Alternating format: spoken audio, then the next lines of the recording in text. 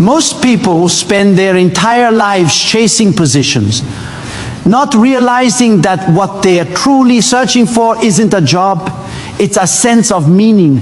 They go from one company to another, one opportunity to the next, always hoping the next paycheck, the next title, the next yes will finally make them feel secure. But the truth is, you can have a job and still feel empty. You can sit in an office with your name on the door and still question, why am I here? Because a job gives you direction, but purpose gives you identity. When you live without purpose, everything becomes a pursuit of survival. You wake up not because you're inspired, but because you're afraid to fall behind. You measure your worth by what you earn instead of what you contribute, and slowly you start losing the spark that once made you unique. You see, purpose is not something you find in a job listing. It's something you uncover in silence, in struggle, in moments when everything seems uncertain. That's where God be. Begins to whisper the truth of who you are. When Dr. David Yonggi Cho used to speak about faith and vision, he often said, if you can see it in your heart, you can see it in your life. Purpose begins with vision. Not what the world sees, but what you see inside that. The reason many people never discover their purpose is because they are too busy comparing themselves with others. They look at someone else's success and think, that's what I need. But purpose is never copied. It's cultivated. What God designed for you is not a duplicate of someone else's journey. It's an original blueprint that only fits for you. When you start discovering your purpose, something inside you changes. You stop chasing what looks stable and start building what feels meaningful. You realize that the right work isn't always the one that pays the most. It's the one that grows your soul the most. You stop asking, what job should I get? And start asking, what problem was I born to solve? Because that's what the true calling feels like, an inner pull that refuses to stay quiet until you move. And here's the paradox. When you stop chasing positions and start aligning with your purpose, opportunities begin to chase you. People notice your clarity, your energy, your direction. Doors open not because you're lucky, but because you're finally walking in rhythm with something greater than yourself. You stop working either for survival and start working from a purpose. So maybe right now, the reason nothing seems to be working isn't because you're not qualified, it's because you're applying for something that doesn't belong to your destiny. Maybe God isn't withholding an opportunity.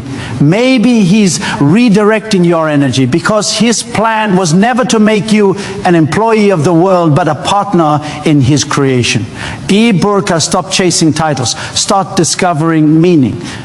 Because when you find your purpose, you stop searching for a job and start walking into your calling every time a door closes in your life. It's easy to feel like something has gone wrong.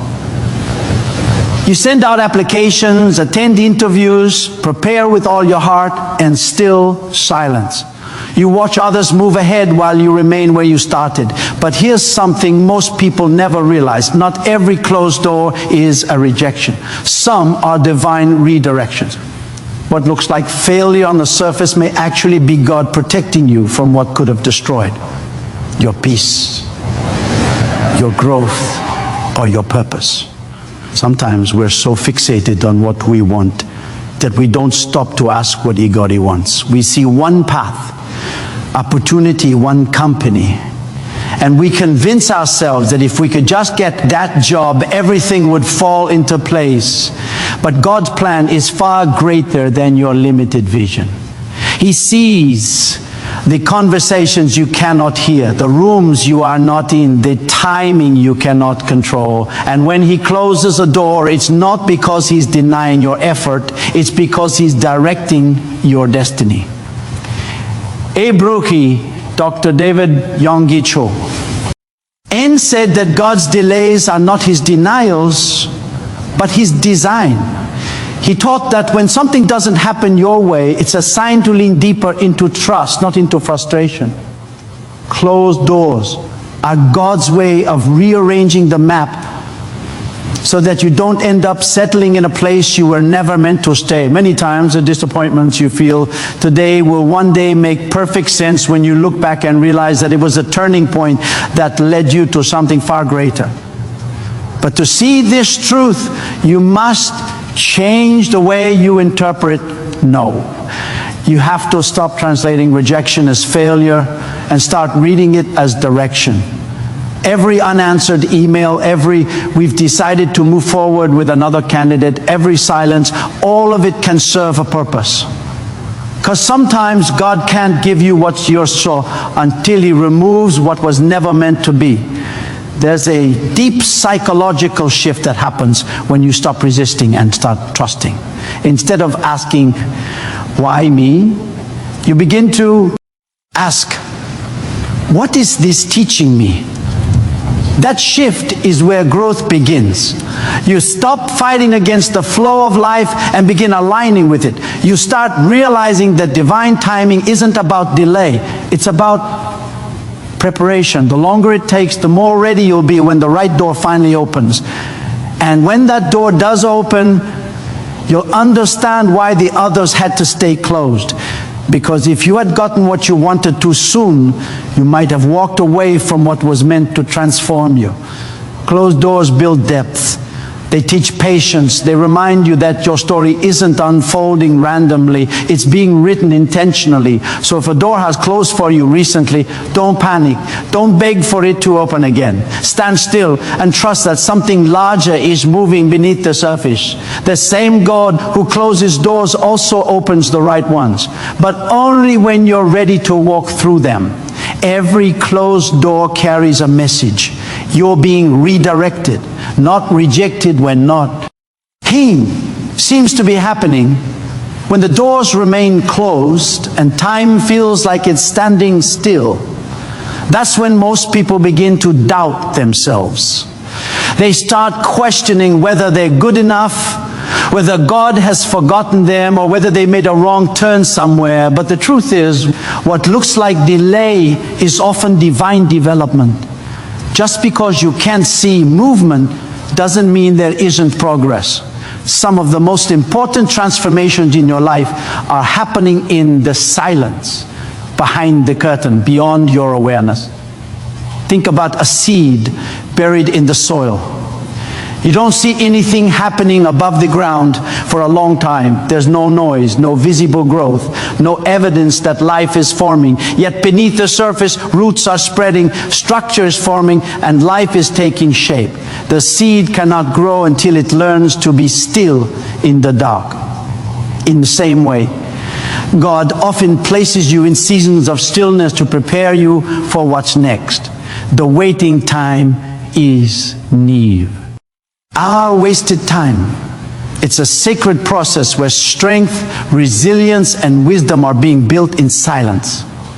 Abe Burker, Dr. David Yonggi Cho often spoke about the invisible work of faith. He said that faith is not proven when everything is happening according to your plan. It's proven when nothing seems to move, yet you keep believing anyway.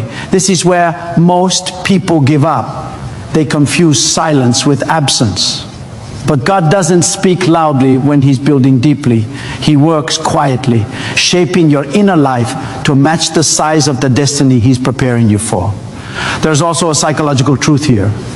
Human beings are wired to crave results. We are conditioned by society to measure our progress by visible outcomes, promotions, salaries, recognition. But purpose operates on a higher law. It's about formation, not validation. What's developing within you is far more important than what's happening around you. Because once your inner life is strong, no outer storm can shake you. God is not interested in rushing you into success that your character cannot sustain. He's preparing you to carry the weight of what's coming.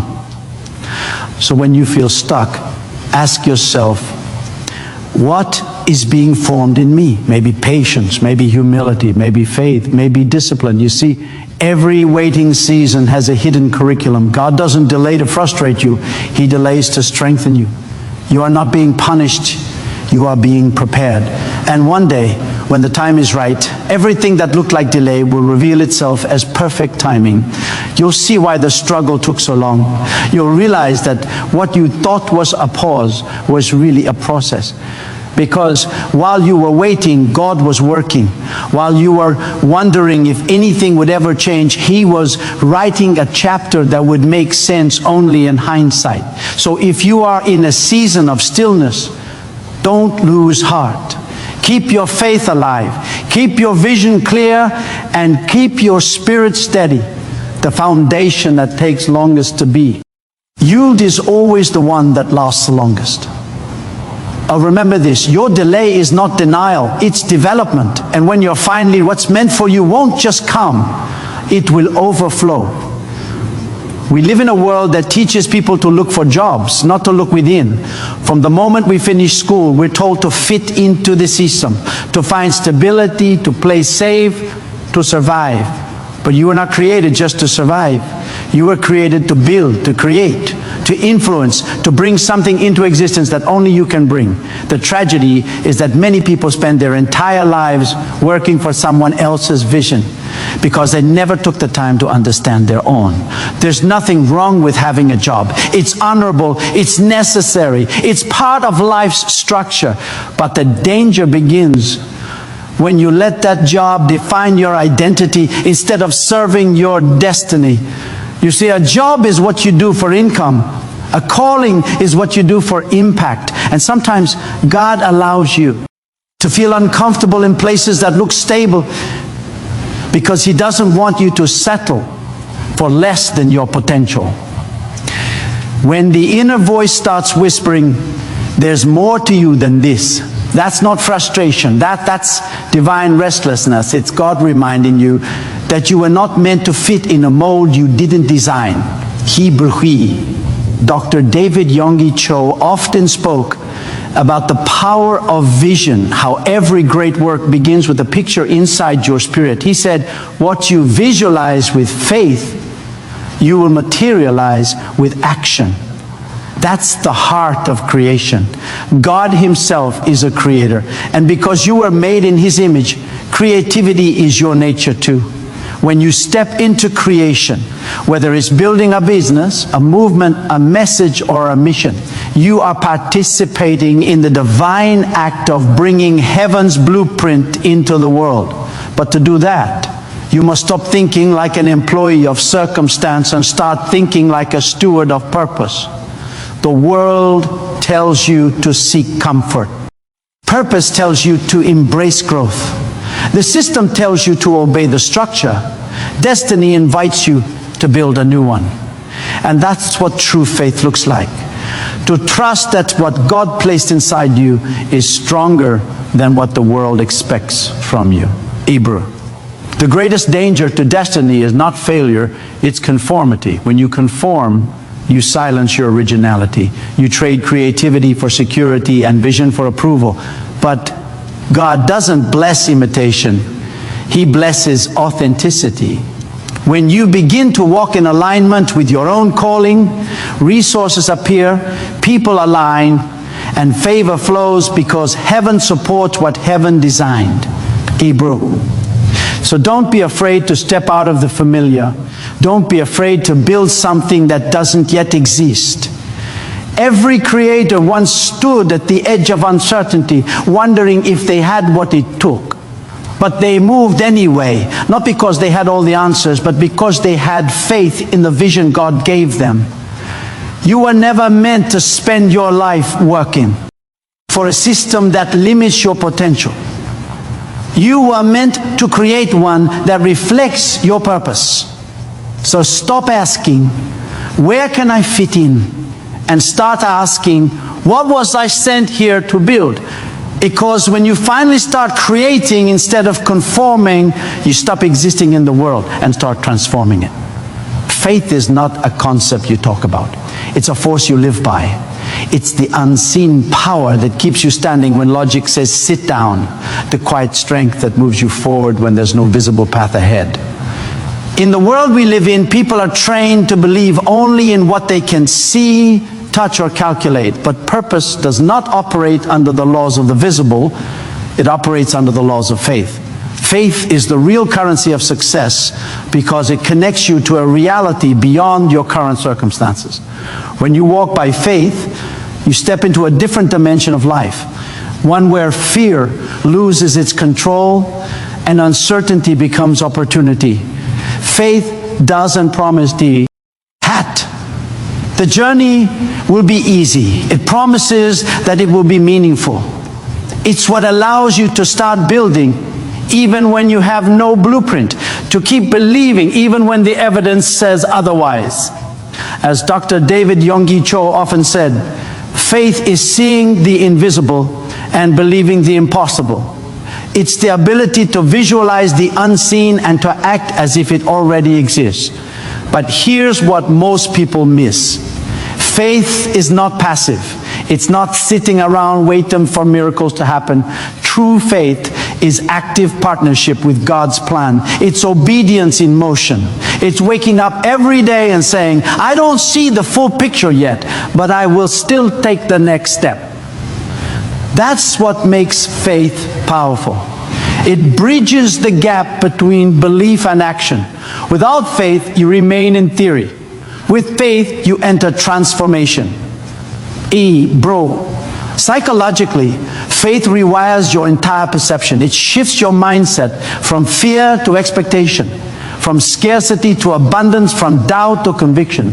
The human being responds to what it consistently believes. When you cultivate faith, you're not only aligning with God's plan, you're retraining your own subconscious to recognize possibility where others see limitation. Faith expands your vision. Fear narrows it. One opens doors, the other builds walls.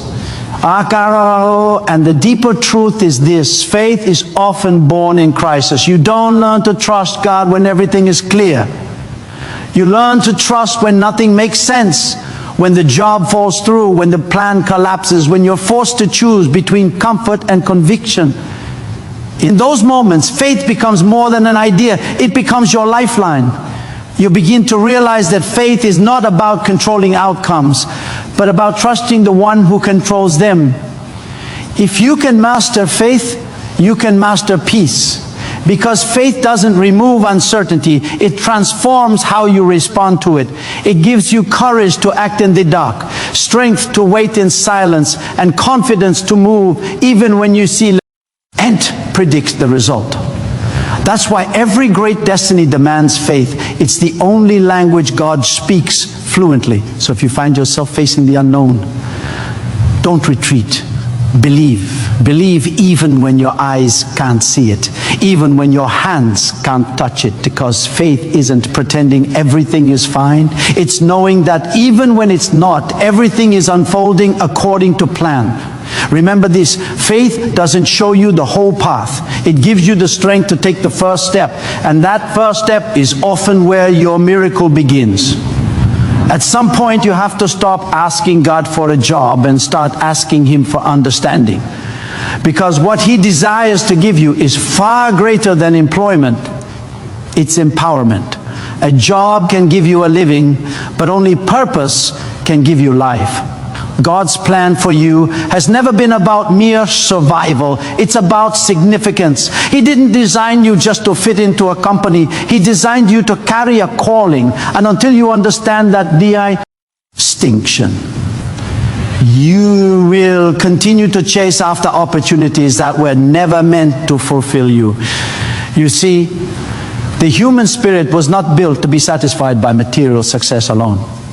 You can earn, achieve, and accumulate, but if you are not aligned with divine intention, you'll still feel empty inside. That emptiness isn't failure, it's a signal. It's heaven's reminder that you're meant for something deeper. When Dr. David Yonggi Cho spoke about purpose, he often said, work becomes worship when it flows from calling. That's when the ordinary becomes extraordinary. When what you do isn't just for a paycheck, but for a purpose greater than yourself. When you begin to align your work with God's plan, your mindset changes. You stop striving and start serving. You stop working out of fear and start working out of faith. You begin to realize that the purpose of life is not to climb ladders, but to lift others. That's empowerment, to become a vessel through which God's wisdom, creativity, and compassion flow into the world. The moment you understand that your talents, your skills, and your experiences are divine tools, your entire perspective on career transforms. You're no longer an employee of circumstance. You're a partner in creation. Psychologically, this shift is powerful, because when people tie their identity to their job, they live in constant anxiety, afraid of losing what defines them. But when your identity is tied to purpose, you live in peace, because you realize that no one can take from you what God placed within you. Even if you lose a position, you don't lose your power. Even if one door closes, your destiny remains intact. That's what true empowerment looks like. Freedom from fear and clarity of direction. And this is where you find the highest expression of faith. To trust that your life is not a random sequence of events, but a carefully designed plan that invites your participation. When you walk in that awareness, your work becomes more the end duty. It becomes devotion. You begin to see your hands as extensions of divine purpose, your ideas as instruments of transformation, and your time as an offering to something eternal. Kibru. So don't reduce your life to a job title. Don't measure your worth by a salary slip. You were made to impact, to inspire, to build, and to bless. God doesn't want to hire you, He wants to use you. And when you finally let Him, you'll discover that the greatest promotion in life isn't moving up in the world. It's moving deeper into your calling. Remember this, a job may end, but purpose never does. When you walk in that truth, you stop searching for opportunities and start becoming one.